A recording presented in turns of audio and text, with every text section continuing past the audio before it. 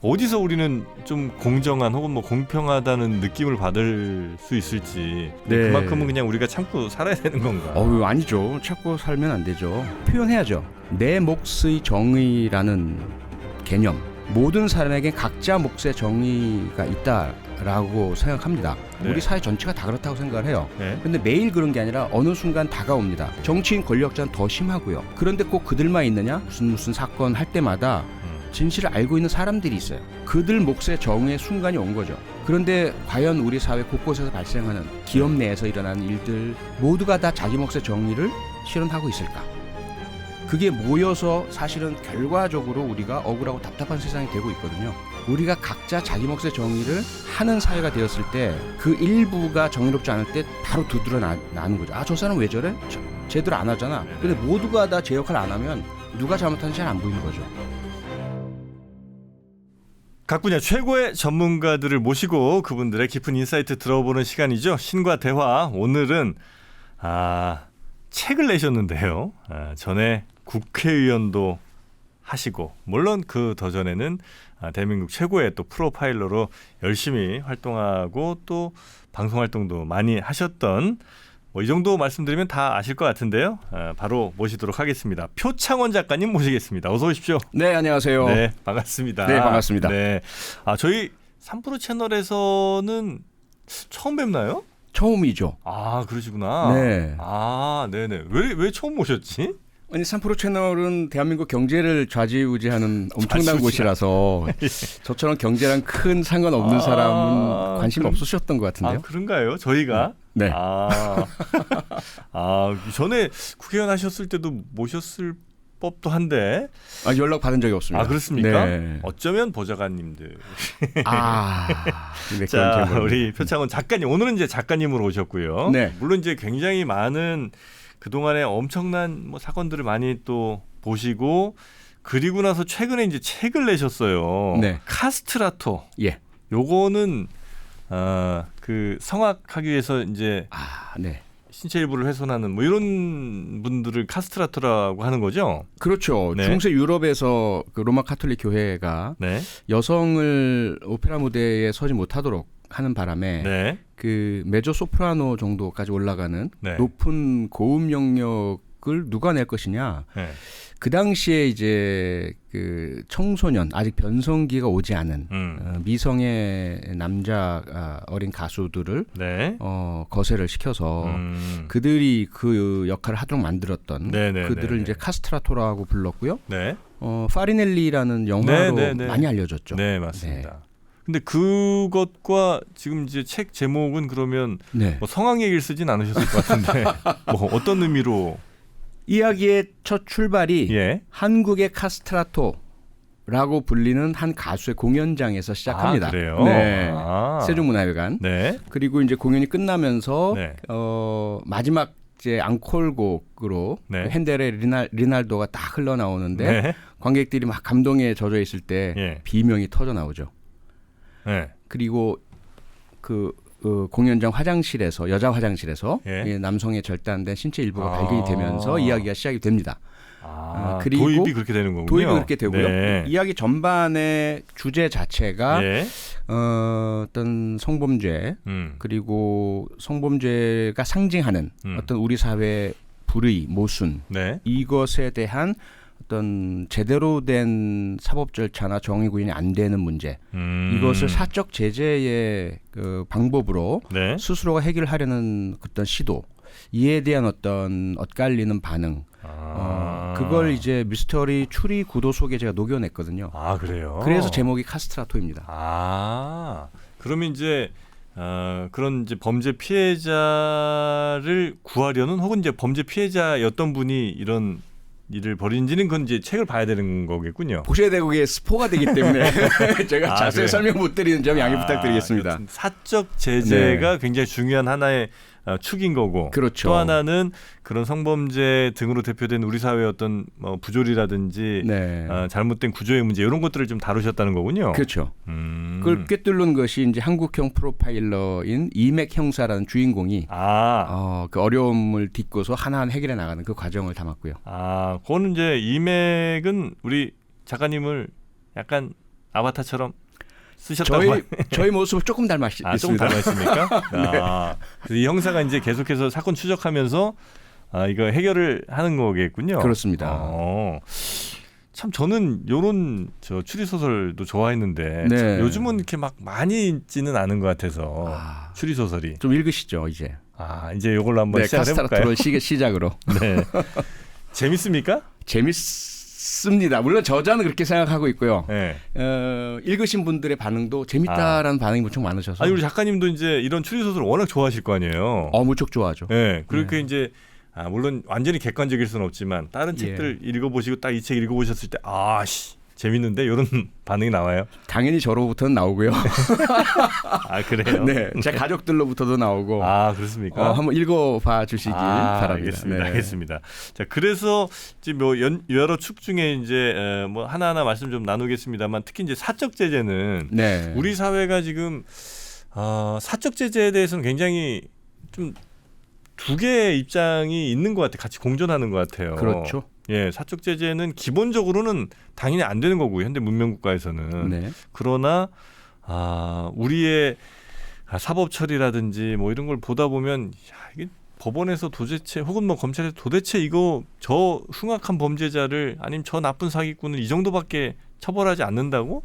그거를 가만 놔두는 게 정의냐? 오히려 이런 사적 제재를 통해서라도 누군가 해주는 게 이게 정의냐인지 여기에 대한 그렇죠. 얘기들이 좀 있는 것 같습니다. 네, 그렇습니다. 예. 그래서 만약에 여기에서 나온 사적 제재 역시도 이런 두 반응이 같이 또 소설에도 등장을 합니까? 등장합니다. 그래요. 등장을 하고 사실 속은 좀 시원한데. 그렇죠. 네. 속 시원한데 뭔가 찜찜하잖아요.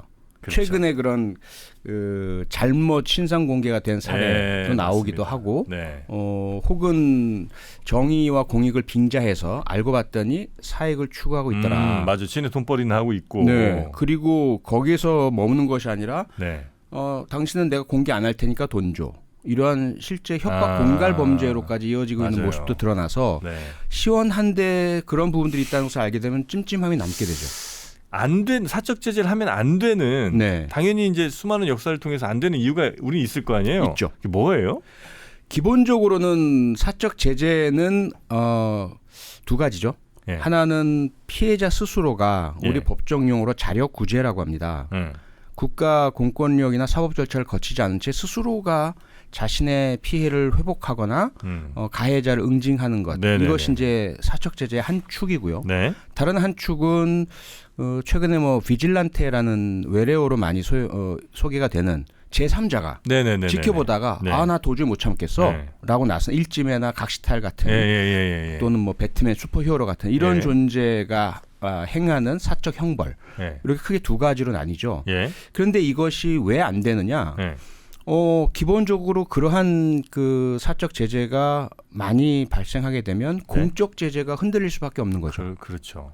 그것이 이제 하나의 이유고요. 네. 또 한 가지는 그럼 사적 제재는 앞서도 살펴봤지만 시원하기만 한가?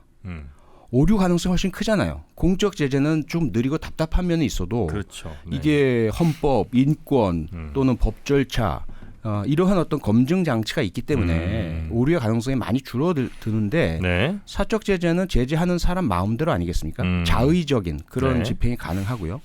그러다 보니까 세 번째 문제가 뭐냐? 네. 처음에 우리가 볼 때는 마치도 약자를 위한 그러한 사적 제재가 많은 것처럼 보이는데 네. 조금만 이제 과거 역사로 들어가 보면 멍석말이 사적 제재잖아요. 네. 누가 합니까? 힘있고 돈 많은 양반이 주도하죠. 그 피해 대상자들은 힘없고 약한 노비나 또 추노꾼 사적 제재잖아요. 도망간 노비. 이게 사적 제재도 할 수 있는 역량이 있어야 되고 힘이 있어야 되고 그리고 정보력도 있어야 되잖아요. 그러면 사적 제재가 많아지면 많아질수록 결국은 빈익빈 부익부가 되는 그런 문제들로 확장이 됩니다. 사실상 진짜 돈 많고 이런 사람들 뭐 권력 있는 사람들은 접근도 못할 테니까 그렇죠. 사적 제재의 대상도 잘 안 되고 그렇죠. 오히려 그런 게 없는 사람들 물론 나쁜 사람이긴 하겠습니다만 그런 사람들한테만 사적 제재가 불공평하게 가해지겠군요. 그렇죠. 여기 또 한 가지 말씀드리자면 네. 우리가 흔히 말하는 홍위병 또는 뭐 히틀러 유겐트, 네. 인민재판 이런 네. 것처럼 선동에 취약하다는 거죠. 누군가가 맞아. 좌표를 찍고 저놈이 나쁜 놈이에요 네네네네. 라고 하면서 몰아붙여 사람들을 내모는 현상이 발생하게 되면 상당히 혼란스러운 문제가 발생을 하죠. 네네. 그래서 뭐 대부분의 문명 국가들은 사적 제재를 허용하지 않죠. 허용하지 않죠. 엄하게 허용하지 처벌하죠. 네. 그러면 거기에서 오게 되는 이 많은 국민들의 이 답답한 심정 내지는 이런 것들은 그냥 참고 살아야 됩니까? 아니면 아니죠. 그렇다고 뭐 형량을 무제한 막 올릴 수도 없을 거 아니에요. 그러니까요. 그래서 네. 가장 물론 이제 교과서적인 네. 어떤 바람직한 대안은 공적인 제재, 형사사법제도, 행정 시스템이 네. 투명하고 공정하고 예. 흠결없고 신속하고 예. 엄정해져야 되는 거죠. 예. 근데 그걸 바라기에는 너무 오랜 시간이 걸리고 네. 힘들고 어렵고 하다 보니까 네. 여기에 대해서 과연 그러면 사적 제재가 아니라 네. 사적인 목소리가 담길 수 있는 장치들이 있느냐. 좀 이래서 목소리. 네. 뭐 옴부즈만이며 네. 또는 어떤 시민단체 언론의 역할 다양한 형태의 그런 행정부나 또는 사법부나 입법부나 이 네. 공권력이 아닌 시민들의 목소리가 직접 나올 수 있는 제도를 잘 갖춰준 것을 소위 말해서 우리가 선진국이라고 하는 것이고 경제적으로 잘 산다 하더라도 네. 이건 권력진 사람이 마음대로 휘두르고 내로남불이 판치고 네. 결국은 저 부당한데라고 하면서도 그러면 네가 억울하면 출세해라는 소리로 그 대응하고 이런 사회라면 이건 사실상은 후진국이라고 봐야죠. 네. 그런 사회에서는 어쩔 수 없이 사적 제재에 대한 요구가 많아지게 되고 아무리 좋지 않다 나쁘다 부작용이 많다 하더라도 현실에서 드러나는 것을 우리가 막을 수는 없는 상황이 되는 거죠. 네. 그리고 약간 그 뭐랄까 변호사들도 왜 진짜 최고의 로펌에 그러니까 최고라는 게 결국 이제 돈을 많이 써야 될 수 있는 그런 네. 로펌에 비싼 변호사에 막 뭐 전관 뭐 이렇게 쓰면 사실 이게 동일한 범죄에 동일한 피해가 발생했더라도 그 가해자에 대한 처벌이 매우 달라지는 것 같아서 그렇죠. 돈 많은 사람들은 그러면 제대로 처벌도 공적 처벌도 제대로 안 되는 것 같은 느낌이 이제 네. 저희 같은 보통 사람들은 이제 갖고 있을 거 아니에요. 그렇죠. 그러니까 더 사법 시스템에 대해서 좀 불신도 한다거나 그렇죠. 이건 또 어떻게 해결할 수가 없나. 그렇다고 뭐 변호사들을 다 공무원으로 만들 수도 없고. 그렇죠. 네. 그렇게 하다 보면 또 다른 부작용이 생길 수밖에 없고요. 근데 그렇겠죠. 가만히 이렇게 들여다 보시면 네. 앞서 말씀드린 것처럼 네. 그런 권력자나 재벌 등의 범죄 행위에 대해서 예. 뭐 전관이 붙고 사법 시스템이 제대로 처벌하지 못한 사례에 대해서 네. 사적 제재가 이루어진 것을 보신 적이 있느냐고요. 그들에 대해서 우리가 억울함과 답답함을 품기만 하죠. 그렇죠. 조금 지나고 나면 그것이 언론에 표현되고 네. 또 이런 3프로 TV 같은 네. 유튜브나 다양한 매체 등에서 이야기를 하게 되고요. 네. 그러다 보면 조금 있다가 보면 법이 바뀌어 있는 것을 보게 됩니다. 그 특정 경제 가중처벌법 이래서 과거는 뭐 2.5 법칙 이래서 재벌들은 아무리 횡령이라든지 뇌물이라든지 경제범죄 많이 저질러도 2.5. 징역 2년 6개월 네. 선고받고 집행유예 공식처럼 네네. 그랬던 것이 이제 액수에 따라서 전혀 그러한 집행유예를 내릴 수 없는 그 10년 이상 네네. 또 5년 이상 무기징역 이렇게 제한되는 그 법의 변화가 나타나는 것을 보실 수 있으실 거예요. 네네네. 그래서 오히려 사적 제재가 강자들에 대한 어떤 응징 네. 혹은 사회 부조리에 대한 대안은 아닌 것을 발견할 수 있을 겁니다. 그러면 누가 주로 사적 제재 대상이 될까? 네. 건드릴 수 있는 사람들이 제재 대상이 되죠. 물론 그들도 나쁜 사람이긴 하지만. 네네네네. 그러니까 그 사적 제재도 불공평해. 뭐 공적 사법 시스템도 좀 불공평해 보여. 네. 어디서 우리는 좀 공정한 혹은 뭐 공평하다는 느낌을 받을 수 있을지 이게 법을 좀 잘 정교하게 만들어야 될 것 같기는 한데 그런다고 또 다 해결되는 건 아닌 것 같기도 하고. 네. 그만큼은 그냥 우리가 참고 살아야 되는 건가? 아니죠. 찾고 살면 안 되죠. 어떻게 해요, 그러면? 표현해야죠. 표현해야 되고 네. 그 표현을 우리가 하다 보면 저는 개인적으로 해서 어떤 생각을 가지고 있냐면 내 몫의 정의라는 개념. 내 몫의 정의? 예. 모든 사람에게 각자 몫의 정의가 있다라고 생각합니다. 네. 축구라고 하면 11명이 자기 몫을 제대로 안 하면 구멍이 생겨서 지게 될 거 아니겠습니까? 네네네네. 우리 사회 전체가 다 그렇다고 생각을 해요. 네. 그런데 매일 그런 게 아니라 어느 순간 다가옵니다. 네. 역할이 경찰, 검찰, 법원이라면 매일매일 그것은 자기 몫의 정의가 직업이고 생활이고 네. 그들이 만약에 부패하거나 게으르거나 잘못 판단하면 네. 사람들이 억울하게 인생을 망가뜨리죠. 최근에 네. 나타난 재심 사건 이런 거 보면 우리가 알 수 예, 있잖아요. 예. 정치인 권력자는 더 심하고요. 예. 그런데 꼭 그들만 있느냐? 가만 보시면 네. 뭐 해병대에서 일어난 사건 또 무슨 사건 할 때마다 진실을 알고 있는 사람들이 있어요. 예. 그들 몫의 정의의 순간이 온 거죠. 예. 자기에게 닥친 일들.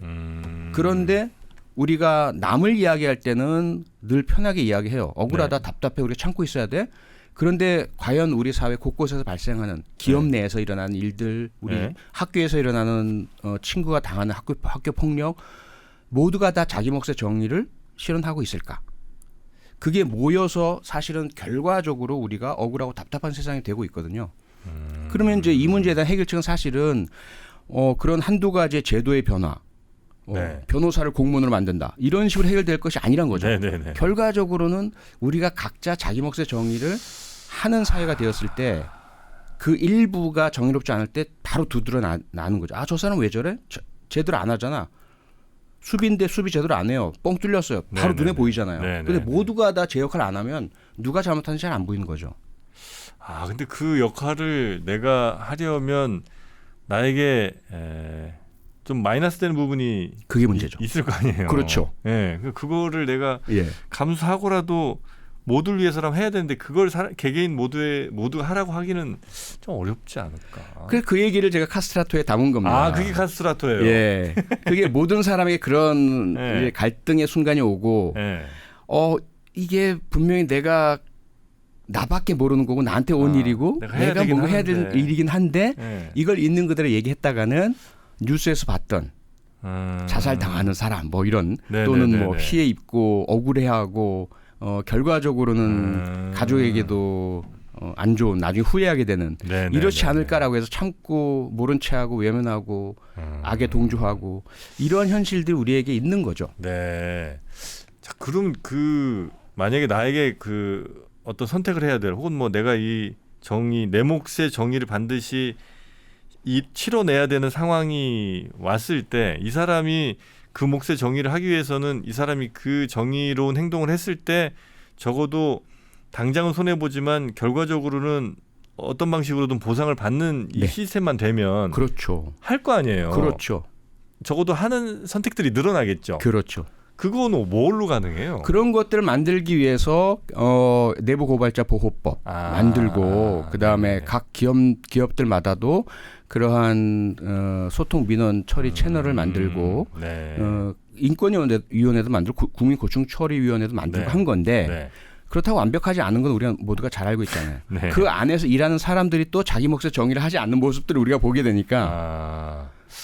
그래서 참 그런 분들 많이 보셨겠어요. 네, 워낙 네. 제보하셨다가도 진짜 삶이 망가진 분들 저희 언론에서 많이 봤잖아요. 그렇죠. 그래서 그렇죠. 그런 분들을 보면서는 야, 나라도 이제 앞으로 저러면 절대 안 되겠다는 생각을 혹시라도 하려다가도 말을 것 같고 우리 사회는 어떻게 되나. 그래서 저는 개인적으로 네. 나는 내 몫의 정의를 실현하자라고 그렇게 살고 있는 거고 네. 앞에 나서 목소리 뭐 내고 또 네. 경찰대학 교수하다 그만두고 한 것도 네. 그렇게 하는 모습들이 이 사회에 있고 그 결과가 망가지지 않는다라는 걸 보여드리기 위해서 나름대로 이렇게 뭐 책도 쓰고 네, 3프로 네, TV도 네. 나오고 하고 있는 건데 네. 곳곳에 보면 의외로 네. 그런 분들이 많으세요.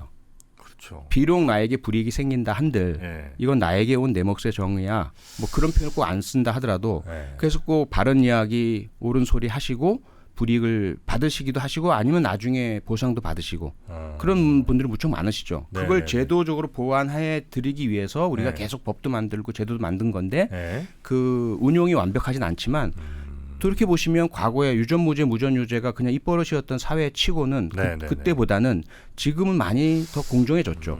뭐 지금도 매우 어려운 일들이 많이 있겠습니다만 그래도 적어도 30년, 50년 전과 비교해 본다면 많이 깨끗해지고 투명해진 건 사실이니. 그럼요. 예. 그럼요. 그래도 그 과정에서 많이 희생된 네. 분들에 대해서는 우리가 감사함을 좀 가져야 되는데 또 맨날 뭐 또 그렇습니다. 바쁘게 살다 보면 다 잊게 되고 뭐 이래서 네. 참 어려운 문제이나 그래도 해야 되는 문제인 그렇죠. 것 같다. 그렇습니다. 생각이 좀 드네요. 근데 이제 그 사적 제재에 있어서 우리는 워낙 인터넷이 뭐 전 세계가 다 발달하긴 한 것 같은데 특히나 더 뭐 SNS든 아니면 뭐 무슨 유튜브나 이런 걸 통해서 우르르 좀 이렇게 몰려다니는 분위기가 좀 있는 것 같긴 해요. 네, 그래서 네. 그거는 우리의 어떤 좀 특징인가요? 아니면 이건 전 세계적으로 다 그렇습니까? 전 세계적인 공통점 얘기이기도 하지만 우리 대한민국 사회가 훨씬 더 어떤 나라보다도 좀 심하죠. 심하다라는 표현일 수도 있고요. 예. 전 동준의 양면이라고 봐요. 네. 그리고 관심이 이 사회 이슈에 관심이 더 많다라는 화끈하다? 긍정적 측면도 화끈하다 또는 가만히 있지 않는다. 자신의 목소리를 보태주신다. 많은 분들이. 이런 어떤 이 장단점이 다 있다고 봐요. 중요한 것은 네. 그 메신저 내지는 스피커 혹은 화두를 던지는 자들이 네. 좀 공정해야죠. 제대로 된 올바른 얘기를 던져주면 네. 동조해 줄 수 있는 어떤 시민들은 무척 많아요. 그런 장점이 있는 거죠. 근데 그걸 잘못 리드하고 오인하고 오도하는 그러한 세력이 자꾸 앞에 나와서 끌고 나갈 경우에 네. 사회 전체가 과거에 우리가 정말 분노하는 표현이긴 하지만 주한 미국 대사가 한국 국민들은 들쥐와 같다. 뭐 이런 이야기를 했던 적이 있었거든요. 몰려다닌다는 거죠. 네네네. 누가 뭐라면 우우하고 같이 동조하고. 네네네. 그런 현상이 꼭 나쁘다고만 그들이 그렇게 우리를 깔보면서 이야기했지만 반대로 그럼 당신네 나라에서는 옳은 일에 대해서 제대로 목소리가 나와? 서로 무관심하잖아. 라는 부분에 대해서는 그들은 할 말이 없는 거거든요. 요건 한번 조금 더 저 말씀 나눠보면 좋을 것 같은데 네. 저는 이제 그걸 그렇게 썩 좋진 않게 보는 사람 중에 한 명이거든요. 그러니까 왜냐하면 본인의 판단이 정말 그 안에 얼마나 들어가니까 각 개인들 뭐 예를 들면 5만 명이 막 열심히 응원했는데 그 5만 분들 가운데 이 사건은 이래이래해서 문제인 것 같다. 그러니 이거는 뭐 확실히 내가 목소리 좀 낼 때인 것 같다는 판단들 스스로의 판단들이 얼마나 많이 있을까에 대한 의심을 저는 이제 좀 하고 있기도 하고. 그렇죠. 예, 그래서 그렇게 막 목소리를 내는 게 어쩌면 그래야 될 것 같으니까 다른 사람들이 하니까 혹은 이렇게 하면 막 댓글에서도 내가 더 센 말하고 더 막 심하게 얘기하면 사람들이 또 막 우우 좋아하니까 그런 이유로 더 많이 몰리는 거는 아닌가. 분명히 그런 요소가 있죠. 예. 그래서 그 부분을 제가 게으른 정의라는 책을 썼습니다. 또 다른 책. 네. 바로 그 문제의식에 대해서 저도 너무나 공감을 했기 때문에 들여다보고 분석하고 사례를 제시하고 그 제가 만든 용어가 게으른 정의예요. 게으른 정의. 예, 뒤에 있는 정의감은 무척 충만하고 언제든 준비가 되어 있어요. 많은 분들이. 그런데 그 앞에 게으른이라는 것은 꼭 나쁘게 보기보다는 워낙 바쁘시니까. 뭐 그렇죠. 이 사안 하나하나를 내가 다시 팩트 체크하고 나의 의견을 담고 내 생각을 정리하고 이러실 시간들이 없으시다 보니까 누군가에 그것을 의존하시는 거예요. 우리 편. 또는 잘 알려져 있는 누군가 혹은 뭐 이 3프로 TV처럼 많은 사람들이 보는 그곳에서 뭐라고 하면 이게 맞는 것이겠지라고 그냥 의존을 해버리는 그 게으른 거죠.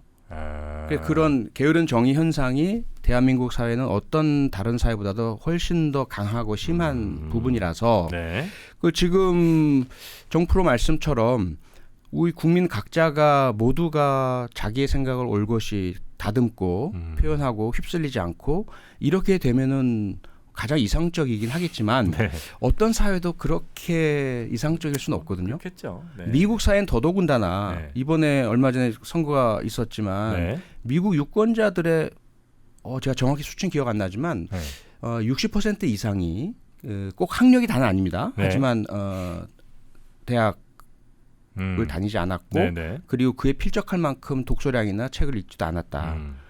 그런 사회에서 한쪽으로 몰아가는 목소리가 심하게 일어나서 선거 결과마저도 바꿀 수 있는 상황이 되어 있다. 그에 비하면 대한민국 사회는 미국보다는 그렇게 함부로 휩쓸리지는 않는 다행스럽게 느끼는 거는 미국에서 발생하고 있는 그 인종적인 차별 너무 섬뜩한 우리도 피해자잖아요. 그런 부분들이 너무 쉽게 일어나고 너무 쉽게 행동화되고 우리나라는 그렇지는 않거든요. 우리나라는 그런 목소리가 나온다 하더라도 다른 자제의 목소리도 나오고 검증의 목소리도 나오고 그러면서 한쪽으로 확 휩쓸리는 그런 극단적인 경향은 아직은 보이지 않고 있다. 그런 부분은 좀 아직은 그래도 좀 건강하다고 생각합니다. 특히 이제 저는 그 어떤 뭐 뉴스 같은 데에서 첫 번째 댓글에 의해 네. 사람들의 의견이 꽤 많이 좌우된다는 생각을 좀 종종 네. 하거든요. 네, 네. 첫 번째 무슨 댓글 달렸냐에 따라서. 예. 또 심지어는 같은 뉴스인데 어느 사이트, 그러니까 어느 플랫폼에서 이제 저 나왔냐에 따라서도 또 댓글들의 분위기가 굉장히 좀 다르기도 하더라고요. 같은 네. 사건에 같은 뉴스인데도 불구하고. 그렇죠. 그래서 그런 걸 좀 보면서 그러니까 내가 이 뉴스에 대해서 어떤 판단을 직접 하기보다는 다른 누군가가 판단한 거에 힘을 실어주거나 아니면 뭐 네. 그렇게 혹시 좀 가는 거는 썩 바람직하진 않은 것 같다는 생각을 하긴 하는데 뭐 그건 뭐 어쩔 수 없는. 바람직하지 않기도 하지만요. 네. 한쪽으로는 그 뭐 심리학에서 이야기하는 동조 효과거든요. 실제 모든 사람들에게 그런 심리가 있기 때문에 네. 그걸 이용합니다. 사실은 대부분 기업들도 자사와 관련된 그런 언론 기사 있을 때 먼저 처음 댓글을 그렇죠. 네, 달기도 맞아요. 하고. 이용하는 사람들이 그래 이용 당하는 걸까봐 이제 좀 약간 좀 불편하기도 해요. 그렇죠. 예. 그러니까 특히 정치적 세력도 네, 마찬가지고요. 네, 네, 네. 그래서 그런 부분들이 있으면 우리가 아는 것을 흔히 말해서 미디어 리터러시라고 하잖아요. 네, 근데 네, 그런 네. 교육을 과연 초중고에서 제대로 하고 있을까 우리가? 공교육의 문제라고 봐야 될 것 같고요. 네, 네, 네, 네. 한 명 한 명에게 그 책임을 지울 사안은 아니라고 저는 생각을 합니다. 자, 그렇게 이제 사적 제재에 대해서 이제 카스트라토 이 책에서는 굉장히 많은 아마 고민들을 담아서 이렇게 좀 한 축으로 풀어 주신 것 같고, 네, 그 다음에 이제 우리 사회, 우리 사고 시스템의 문제점도 뭐 이것저것 아마 파신 것 같은데, 네, 그거는 그렇습니다. 프로파일러를 하시면서 혹은 이제 국회의원 하시면서 느꼈던 혹은 알게 됐던 것들이 여기 꽤 많이 나오겠군요. 많이 좀 녹여 들어가 있죠. 예. 있는 그대로이보다는 조금 더 이렇게 추상화시키고 변형을 시켜서 표현을 했습니다. 대체로 어떤 것들 좀 있을까요? 예를 좀 들어주신다면. 우선은 이제 무엇보다 네. 모든 사건 또 수사의 첫 출발인 경찰. 예. 경찰이 네. 정말 공명정대하게 제대로만 돌아간다면 네. 많은 국민들이 억울해함을 느끼지 않으실 텐데 네. 그렇지 않은 측면들이 있죠. 음. 저도 경찰관 출신이고 경찰을 사랑하고 네. 경찰이 잘 되길 바라는 입장이지만 완전하지 않다는 것을 인정합니다. 네. 그런 사안이 날 때마다 그걸 받아들이고 인정하고 고치려 노력을 해야 된다고 생각을 하고요. 그리고 제가 직접 겪었던 1980년대 말 90년대 초는 정말 심각했었거든요. 80년대 말 90년대 초. 네. 약간 그 낭만의 시대이자 야만의 시대 아닙니까? 야만의 시대, 낭만의 시대였죠. 네.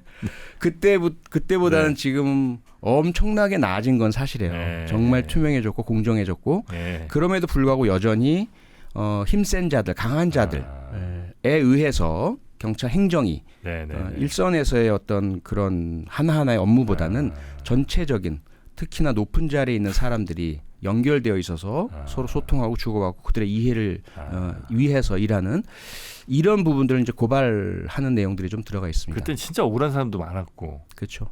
그리고 진짜 나쁜 놈인데 전혀 제재 없이 가는 애들도 많았죠. 그랬죠. 심지어 인터넷도 없어. 그러니 뭐 거기서만 묻으면 뭐 아무도 몰라. 언론이 보도해야만 알았죠. 그렇죠. 보도 안 된 내용은 뭐 전혀 모르고 있고요. 당사자 아니면. 네. 근데 그때 이제 경찰 생활을 많이 하셨었고, 네. 그때부터 느끼셨던 여러 부조리나 뭐 좀 잘못된 점들을 책에 또 녹이셨고. 그렇죠. 오늘날에도 네. 물론 말씀하신 것처럼 훨씬 나아지고 투명해지긴 했지만 그 본질은 크게 변하지 않은 모습들을 간혹 보거든요. 네, 네. 그러니까 꼭 뭐 돈을 받고 그 대가로 뭘 사건 처리를 해주고 이런 것이 아니라 네. 유력자에게 잘 보이면 승진에 유리해지고 결국은 이 사회에 돈 가진 자, 권력 가진 자, 그리고 정치 권력이 있는 자, 행정 권력이 있는 자, 사법 권력이 있는 자 이들 사이에 묘한 카르텔이 형성되고 네. 그래서 그래서 주고받고 도와주고 그런 모습들이 있는 듯한 그런 어떤 사건들의 단말들을 우리가 보잖아요. 네, 네. 그래서 그 이면에서 왜 그럼 이런 현상이 일어날까? 그게 어떻게 일어날까라는 걸 소설 속에 좀 녹여서 표현을 했죠. 근데 이 많은 얘기들을 다 하시기가 쉽지 않으셨겠는데? 쉽지 않았죠. 엄청나게 잘라내기도 했고요. 많이 썼다가. 그래요? 예. 아까워서 어떡해요? 너무 아깝죠. 그러면 이렇게 디렉터스 컷 같은 뭐 이렇게 작가스 뭐 이런 거 나오나요 혹시? 그래서 그걸 다음 편으로 예, 잘라낸 것들을 다음 편도 생각하세요? 쓰고 있습니다 지금. 그렇습니까? 네, 시리즈가 될 거예요. 아, 이맥이라는 그 주인공을 중심으로 해서 네네네. 한국의 셜록 홈즈로 만들려는 게 저의 계획이고요. 그럼 이제 요번 편은 그런 그 카스트라토와 같은 이제 비슷한 네. 상황의 요 사건. 네, 그 다음엔 또 다른 또 큰 사건. 네, 이렇게 이제 가시는군요. 그렇습니다. 근데 앞으로는 이제 진짜 전업 완전 작가시네. 네, 전업 작가로 살고 싶어요. 그래요? 예, 그런데 뭐 우리 출판 시장의 네. 현실 아마 아시는지 모르겠지만 네. 전업 작가로 살아간다는 것이 쉽지만은 않습니다. 그렇죠. 그래서 제가 정말 소설만을 써서 살 네. 수 있을 때가 될 때까지 네. 제가 뭐 강의도 하고 계속 여러 가지 일들을 하면서 네. 가겠지만 네. 방향성은 제 삶의 방향성은 이제 인생 후반기는 소설가로서의 그런 그 삶으로 계속해서 변화해 나가고 있습니다. 약간 근데 제가 그냥 이렇게 딱 뵈면 작가님으로도 무척 잘 어울리는 그렇습니까? 분이신 것 같아요. 그래서 약간 고맙습니다. 빵모자 같은 거 하나 딱 쓰시고 이렇게 시가 예. 파이프 하나 이렇게 무시고. 네, 이거 약간 이런 저 수트 말고 네, 조금 이렇게 스웨터 같은 거, 뭐 그런 거, 그런 거 딱 입으시면. 해밍웨이 같은 거. 예. 네. 그럼 너무 잘 어울리실 것 같다. 예, 그게 저희 로망이죠. 자, 그래서 이 카스트라토는 그러면 우리나라에서는 이런 그 추리 소설로는 되게 오랜만에 나온 거예요? 아니면 다른 것도 있었는데 주목들을 좀 덜 받은 건가요? 한국 추리작가 협회가 있고요. 계속해서 작품은 나왔었습니다. 그렇습니까? 네, 그 중에서 특히 제가 특정 작가 한 분을 또 말씀드리자면 서미애 작가라고. 네. 지금 데뷔 30주년인데 올해가 이분 같은 경우는 추리 매니아들 사이에서는 대단히 잘 알려져 있고 영화로도 많이 만들어졌어요. 남편을 죽이는 30가지 방법이라든지 반가운 살인자, 그런 영화들도 만들어졌습니다. 그리고 우리나라보다도 유럽에서 네. 더 많이 알려져서 1년에 한 서너 달 정도는 계속 유럽에 왔다 갔다 하시더라고요. 그래요? 네. 그 해외 번역도 많이 번역이 됐기 됐고요. 때문에 작가 초청을 해서. 그 다음에 뭐 다른 이제 추리 작가들도 꽤 많이 계시는데 네네. 우리 독서 추리 시장 자체가 지금도 제가 이제 매일매일 제 책에 대한 온라인 서점에 순위 검색을 하거든요. 어쩔 수 없죠. 해야죠. 그건. 해야죠. 해야죠. 근데 이제 각 서점별로 네. 추리 미스터리 분야 4위까지 올라갔었어요. 네. 5위까지 올라갔었고. 네. 그런데 어느 날부터인가 또 일본 추리 작가들의 번역 작품 막 쏟아져 내려오면서 맞아. 쭉쭉 밀리더라고요. 그러면서 이제 우리 추리 시장을 거의 네. 일본 작가들이 점령하고 있는 맞아요. 이런 상황이라서 네. 일본 작가 얘기하면 안 읽으셨어도 들어봤어라고 하시는데 네. 우리 추리 작가 이야기를 말씀드리면 너 들어본 적도 없는데 우리 추리 소설이 있긴 있어? 이런 반응이 많으시더라고요. 그건 왜 그럴까? 왜 우리는 일본 추리 작가를 더 좋아할까요? 그래요? 일본 작가들과 일본 추리계가 훨씬 더 오래됐고 많은 작품 계속 나왔고 저변이 넓죠. 그러다 보니 좋은 보니까 작품도 더 많이 나오고. 그렇죠. 그 중에서 이제 무척 많은 작품 중에 이렇게 선별된 아주 좋은 작품만 번역돼서 우리나라에 오니까. 그렇겠네요. 네. 그렇죠. 그래서 지금 현재는 일본 작가들이 우리 추리 요 카테고리를 약간 장악을 하고 있군요. 예, 석권을 하고 있습니다. 뚫고 올라가셔야죠. 올라가야죠. 노력하겠습니다. 그리고 무엇보다도 요거는 제가 보니까 이 영상 콘텐츠로 네. 만들어져야 될 것 같습니다. 네. 혹시 이미 다 이렇게 끝나셨어요? 아니 끝나진 않았고요. 계속 진행 중입니다. 진행 중이에요. 지난 부산 국제 영화제 네. 매년 열리잖아요. 네. 그 영화제와 함께 열리는 아시아 컨텐츠 마켓이 있어요. 그렇습니까? 거기에 이제 29편의 한국 IP가 올라가는데 네. 카스트라토가 선정이 됐습니다. 그중 하나. 그래서 이제 그 마켓이니까 네. 영상 제작자 또 뭐 OTT 회사들 이런 곳에서 와서 방송국 와서 이 IP를 가지고 있는 출판사나 에이전시하고 네네네네. 협상하는 시장이거든요. 네. 그때부터 지금까지 아직까지 계속 협상이 이어지고 있습니다. 아직 완결은 안 됐고요. 네네네. 왜냐면 이제 사실 이 추리나 이런 것들이 뭐 시리즈나 영화로 만들기 굉장히 좋은 그렇죠. 콘텐츠잖아요. 네. 책들이. 그래서 정말 많은 작품들로도 이미 다 영화화 혹은 뭐 드라마화 됐는데 네. 아직 우리나라 제가 몰랐네요. 그는 이 서미애 작가님의 그 훌륭한 작품들을 좀 많이 몰랐는데 네. 그 뒤를 또 우리 표창원 작가님이 열심히 쫓아가고 있습니다. 열심히 해서 이제 일본 작가 말고 네, 우리 추리 작가들로 이제 네. 빵빵하게 많이 좀 채워주시길 바라면서 하여튼 이 작품은 그런 사적 제재 그리고 우리나라의 사법 시스템의 문제 네. 뭐 이런 것들을 이제 주제로 한 네. 그리고 여기를 이제 그 힘겨운 그 틈들을 비집고 뚫고 나가는 그 이맥 형사 예. 요 사람의 활약을 좀 담은 작품 그렇습니다. 이렇게 생각하면 그 되겠네요. 활약 속에 프로파일링과 과학수사가 들어갔거든요. 그건 그 구체적 프로파일링 기법이 들어간 추리 소설은 아마 전 세계 최초가 아닐까. 그렇습니까? 아닐까? 혹시 있는지는 모르겠어요. 검증을 다 안 해봤으니까. 근데 제가 아는 선에서는 없거든요. 그래서 그러면 최초라는. 그냥 뭐 네. 예를 들면 예전에 그 셜록 같은 거 보면 뭐 이렇게 어디에 무슨 흙이 묻어 있는 걸 봐서 쟤는 네. 어디 전쟁터에 다녀오네 뭐 이런 거 막 추리하잖아요. 네네. 요런 거가 아닌 네. 진짜 프로파일링 기법이 책에 녹아져 있는 거군요. 그렇습니다. 무척 궁금합니다. 네. 한번 읽어보시기 바랍니다. 알겠습니다. 자, 오늘은 저희가 표창원 작가님과 함께 새로 쓰신 신작 그 카스트라토 우리나라에서 매우 큰 컨텐츠로 성공을 거둘 카스트라토란 작품에 대한 이야기를 좀 나눠봤고요. 잠시 후에는 저희가 우리 표창원 작가님과 함께 우리 사회의 좀 범죄 이야기에 조금 더 깊이 들어가는 대화도 한번 나누고 그거 여러분께 공유하도록 하겠습니다. 자, 작가님 잠시만 기다려 주시고요. 네. 잠시 후에 뵙겠습니다. 네. 고맙습니다.